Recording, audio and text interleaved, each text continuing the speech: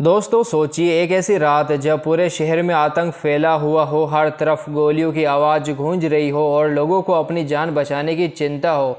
लेकिन उसी खौफनाक रात में कुछ लोग ऐसे भी थे जिन्होंने अपनी जान की परवाह किए बिना सैकड़ों लोगों की जिंदगी बचाने की जिम्मेदारी उठाई। ये कहानी है एक नॉर्मल नर्स गीता और उसके साथियों की, जिन्होंने मौत के साये में भी इंसानियत का साथ नहीं छोड़ा। आखिर कैसे कुछ नर्सों ने आतंकवादियों के सामने हिम्मत नहीं हारी और अस्पताल में फंसे लोगों की जान बचाई।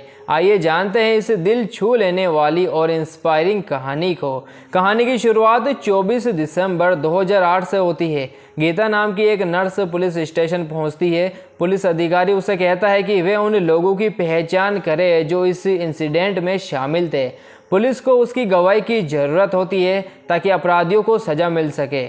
लेकिन गीता के चेहरे पर डर साफ दिखाई देता है। वे जानती है कि सच बोलना ज़रूरी है, लेकिन इसके कारण उसकी और उसके परिवार की जान भी खतरे में पड़ सकती है। जब गीता घर लौटती है तो उसका परिवार उसे समझाता है कि उसे इस मामले से दूर रहना चाहिए। उसका पति भी कहता है कि कभी कभी सच बोलने वालों को ही सबसे ज़्यादा नुकसान उठाना पड़ता है।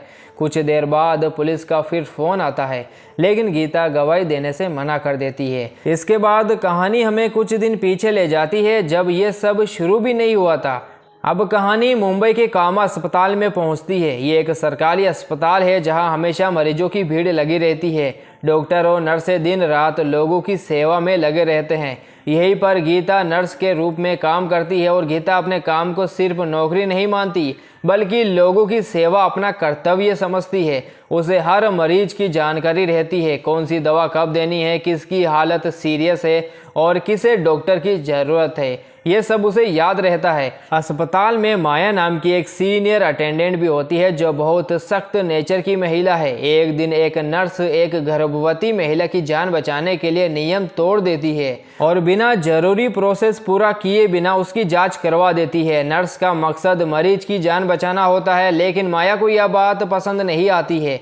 वे नर्स को सबके सामने डांटती है। बाकी नर्सें भी अपनी साथी का सपोर्ट करती है और कहती है कि कभी कभी इंसान की जान नियमों से ज़्यादा जरूरी होती है, लेकिन माया अपनी बात पर अड़ी रहती है। उस दौरान मंत्री के घर से फ़ोन आता है। मंत्री की बुजुर्ग दादी की देखभाल के लिए कुछ नर्सें भेजने को कहा जाता है। माया तुरंत 2 नर्सों को जाने का ऑर्डर देती है, लेकिन नर्सें मना कर देती है। उनका कहना होता है कि वह अस्पताल में मरीजों की सेवा करने के लिए है, किसी नेता के घर काम करने के लिए नहीं। इस बात से माया और ज़्यादा नाराज हो जाती है। दूसरी तरफ गीता लगातार अपने मरीजों की देखभाल कर रही होती है। एक दिन एक गर्भवती महिला को घबराहट होने लगती है। गीता अपने एक्सपीरियंस के आधार पर उसे दवा देने की कोशिश करती है, लेकिन महिला का पति गुस्सा हो जाता है। वह कहता है कि गीता डॉक्टर नहीं है और उसे कोई फैसला लेने का अधिकार नहीं है। बाद में एक डॉक्टर से बात की जाती है और डॉक्टर वही दवा बताता है जो गीता पहले देने वाली थी। इससे पता चलता है कि गीता कितनी एक्सपीरियंस और समझदार नर्स है, लेकिन फिर भी उस आदमी को अपनी गलती का एहसास नहीं होता। शाम के समय गीता को घर जाना होता है क्योंकि उसकी मां का जन्मदिन मनाया जाने वाला होता है। उसने परिवार से वादा भी किया था कि वे समय पर घर पहुंच जाएगी, लेकिन हॉस्पिटल में स्टाफ की कमी हो जाती है। सीनियर नर्स दीना डांगे उससे मदद मांगती है। गीता पहले मना करती है, लेकिन जब उसे पता चलता है कि मरीजों को परेशानी हो सकती है तो वे रुकने का फैसला कर लेती है।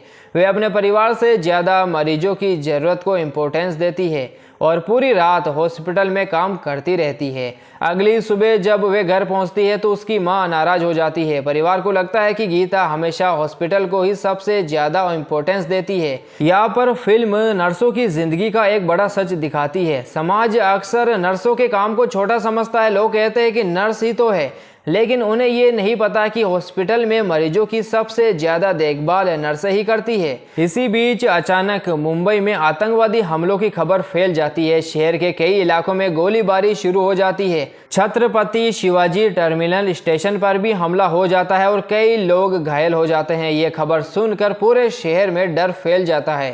गीता का पति तुरंत उसे फ़ोन करता है और घर वापस आने के लिए कहता है। उसे डर होता है कि हालात और ख़राब हो सकते हैं, लेकिन गीता हॉस्पिटल छोड़कर जाने से मना कर देती है। वह जानती है कि इस समय अस्पताल को उसकी सबसे ज़्यादा ज़रूरत है। धीरे धीरे घायल लोगों को कामा हॉस्पिटल लाया जाने लगता है। अस्पताल में अफरा तफरी मच जाती है। मरीजों और उनके परिवारों में डर का माहौल बन जाता है। डॉक्टर और नर्सें लगातार काम में जुट जाते हैं। गीता और उसकी साथी नर्सें बिना डरे सभी मरीजों की मदद करती रहती है, लेकिन किसी को अंदाजा नहीं था कि ये हमला सिर्फ शहर तक सीमित नहीं रहेगा। खतरा धीरे धीरे कामा अस्पताल की तरफ भी बढ़ रहा होता है। गीता और बाकी नर्सें जिस रात को नॉर्मल समझ रही थी, वही रात उनकी जिंदगी की सबसे खतरनाक और सबसे बहादुरी भरी रात बनने वाली होती है। यही से कहानी और ज़्यादा रोमांचक और इमोशनल हो जाती है। इसके बाद हॉस्पिटल का माहौल पूरी तरह बदल जाता है। बाहर पूरे मुंबई में आतंक मचा हुआ था और अब सभी को डर था कि कहीं हमलावर हॉस्पिटल तक ना पहुंच जाए। हॉस्पिटल के अंदर मौजूद मरीज, उनके परिवार वाले और स्टाफ के लोग बहुत डरे हुए होते हैं। कोई रो रहा होता है, कोई भगवान से प्रार्थना कर रहा होता है और कोई अपने घर वालों को फ़ोन करके उनका हाल जानने की कोशिश कर रहा होता है।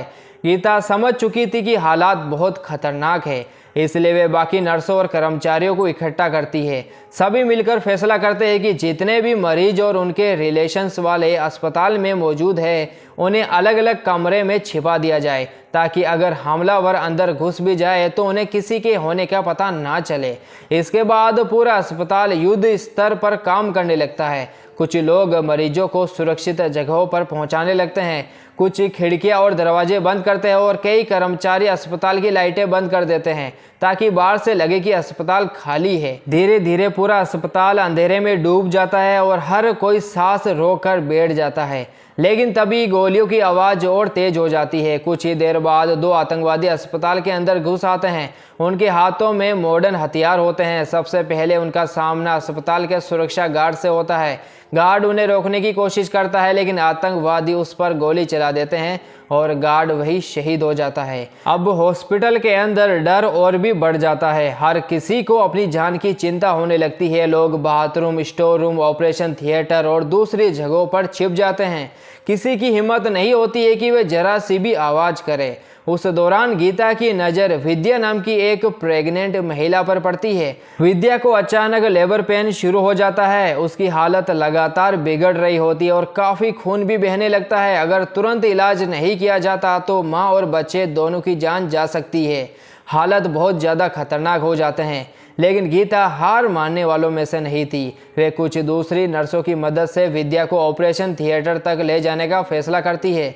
रास्ते में हर कदम पर मौत का खतरा था। आतंकवादी अस्पताल में घूम रहे होते हैं और किसी भी समय उनका सामना हो सकता था। वही अब आतंकवादी अस्पताल के हर फ्लोर की तलाशी लेना शुरू कर देते हैं। उन्हें शक हो जाता है कि लोग कहीं न कहीं छिपे हुए हैं। जो भी हल्की सी आवाज़ सुनाई देती है, वे उसी दिशा में गोलीबारी शुरू कर देते हैं। अस्पताल में छिपे हुए लोग डर के मारे अपने बच्चों का मुंह तक दबा देते हैं ताकि उनके रोने की आवाज़ बाहर ना जाए। इसी बीच गीता के पति का फ़ोन आता है। गीता जल्दी से फ़ोन उठाकर उसे बताती है कि आतंकवादी अस्पताल के अंदर पहुंच चुके हैं और अब वे दोबारा फ़ोन ना करें। इसके बाद अपना पूरा ध्यान वो विद्या को बचाने में लगा देती है। लिफ्ट बंद हो चुकी थी, इसलिए गीता और उसकी साथी नर्सें विद्या को सीढ़ियों के सहारे ऊपर ऑपरेशन थिएटर तक लेकर जाती है।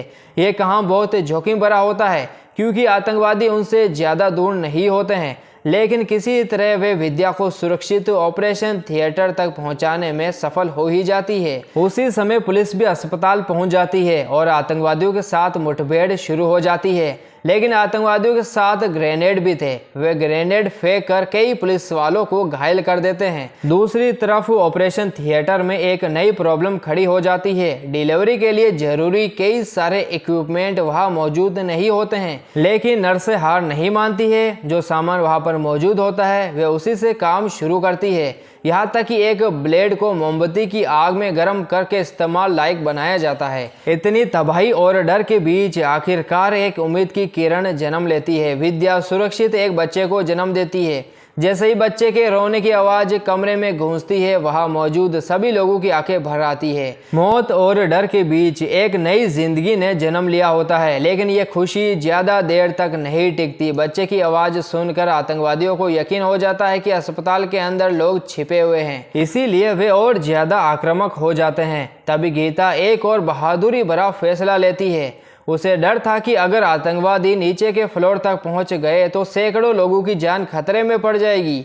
इसलिए वे अस्पताल में मौजूद भारी फर्नीचर और लकड़ी के सामान को सीढ़ियों के रास्तों में लगाकर रास्ता बंद करने लगती है। उसका मकसद सिर्फ एक था, किसी भी कीमत पर आतंकवादियों को नीचे नहीं आने देना। अपनी जान की परवाह किए बिना वे लगातार ये काम करती रहती है। उधर पुलिस का दबाव लगातार बढ़ता जा रहा होता है। आखिरकार आतंकवादी छत की तरफ भाग जाते हैं और वहां से पाइपों और दूसरी चीज़ों की मदद से नीचे उतरकर भाग निकलते हैं। कई घंटों तक चले इस खौफनाक स्ट्रगल के बाद आखिरकार अस्पताल सुरक्षित घोषित कर दिया जाता है।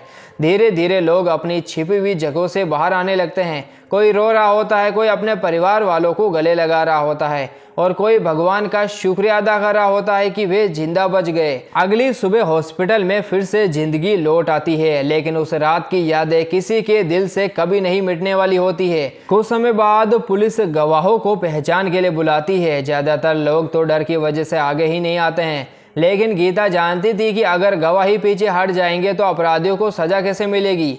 इसलिए वे हिम्मत दिखाती है और पुलिस स्टेशन जाकर अपना बयान देती है। वे अपराधियों की पहचान करती है ताकि कानून अपना काम कर सके।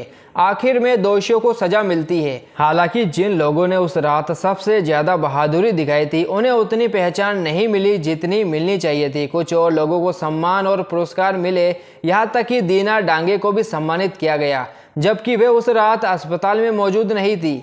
लेकिन गीता को इससे कोई शिकायत नहीं थी। उसका मानना था कि वे तालियों या पुरस्कारों के लिए काम नहीं करती। उसके लिए सबसे बड़ी जीत ये थी कि उस रात सैकड़ों लोगों की जान बच गई।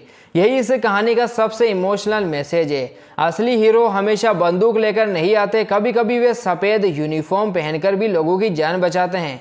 गीता और उसकी साथी नर्सों ने साबित कर दिया कि इंसानियत, हिम्मत और कर्तव्य किसी भी डर से बड़े होते हैं। असली बहादुरी डरने लगने में नहीं, बल्कि डर के बावजूद सही काम करने में होती है। गीता और उसकी साथी नर्सों ने अपनी जान की परवाह किए बिना मरीजों को बचाने की कोशिश की। जब हर कोई अपनी सुरक्षा के बारे में सोच रहा था, तब उन्होंने दूसरों की जिंदगी को अपनी जिंदगी से ज्यादा इंपॉर्टेंस दी।